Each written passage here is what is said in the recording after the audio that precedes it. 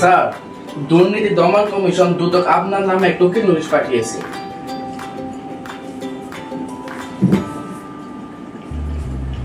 খুবই চিন্তার বিষয়। কি করবেন স্যার, এখন একটা উপায় খুঁজে বের করেন। আমি সেটাই ভাবতেছি রে জন্তু। স্যার, তাও আবার একটা না দুইটা না, পরপর 13টা মামলা ঢুকাইছে আমরা। একবার যদি ফাইসে যায় বের হওয়ার আর সুযোগ নাই রে।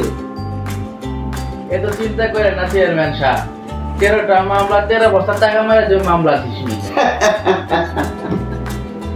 আরে এটা কি আমার ওই নির্বাচন পাইছিস যে ভোটার গো নাকের ডগায় 500 টাকা নোট ঘুরাইলাম আর ভোটাররা টাকার নেশায় পল্টি মারলো? হ্যাঁ, আর এটা দুর্নীতি দমন কমিশন টাকা খায় না। টাকা খাইলে কি আর ওদের কথা কওয়ার সুযোগ দিতাম? এক কথা মুখে মুখে বুঝে দিতাম। হ্যালো, কি হয়েছে? পিস শেষ। গত সপ্তাহে না একটা পিস পাঠাইলাম। পিস কি আচার বানিয়ে খাইছো নাকি? আচ্ছা রাখো, আমি চেয়ারম্যান সাহেবকে বলতাছি। চেয়ারম্যান সাহেব, ওই বাইপাস যেটা রাস্তার কাজ দিয়েছিলেন না, ওই রাস্তার পিস শেষ হয়ে গেছে। দেখতেছিস একটা টেনশনের মধ্যে আছি, এর মধ্যে দিয়ে পিস ঢুকাই। হ্যাঁ, এই নালে যে কাম চালাইতে কর। স্যার, নালে যে তো রাস্তায় কোথায় থাকবো? এই টেনশনের মধ্যে তুই আমারে হাসালি রে।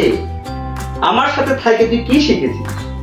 হ্যাঁ, আরে এই নোংরা রাজনীতির জগতে আমরা সবাই করতাম। কেন দেখোস না, দেশের প্রধানমন্ত্রীও বিদেশের পা চাটে, আবার এমপি মন্ত্রী প্রধানমন্ত্রীর পা চাটে, আবার মেম্বার চেয়ারম্যান নেতা খেতা করে পা চাটে, মানে এমপি মন্ত্রী। আর আমি তা নয় বুঝলাম চেয়ারম্যান সাহেব, যে আপনাদের এই যে বংশের নাম বাস বংশ, এটা কিভাবে আসলো? বাস বংশের নাম? হ্যাঁ, সে এক বিরাট ইতিহাস। আমার দাদাই আছিল 1 নাম্বার একটা দুর্নীতিবাজ। তার ঘরে 5টা পোলা, একটা হইতেছে তোর চান্দাবাজ, আর একটা ধান্দাবাজ, আর একটা চিটিংবাজ, আর একটা রংবাজ, আর একটা হইতেছে 1 নাম্বার একটা ফাঁকিবাজ। সেই উত্তরাধিকারে আমি হইতেছি। আপনি তো একটা ঠকবাজ, কিন্তু কবার সাহস পাইতাছি না। এই তো হইছে অবস্থা, বুঝছি। এটাই সেই বাস বংশের বাদ চেয়ারম্যানের বাড়ি। আমরা যে এসেছি কোন রকম বুঝতে দেওয়া যাবে না, কিন্তু ওদের ধরতে এসেছি। জি স্যার।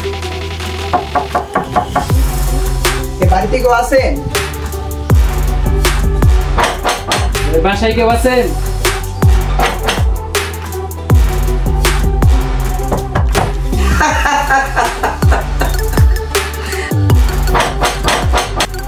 এই দেখো অসময়ে আবার কি আসলো?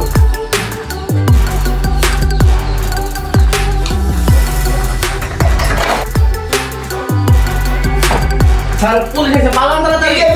কি কোশকি হ্যাঁ?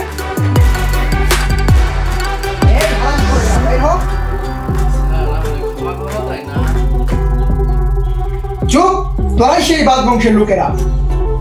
তোরা এমন কোন অপরাধ নেই যে তোরা না করেছিস। তোরা সমাজের দুশ্মন। এই এদেরকে নিয়ে চলো।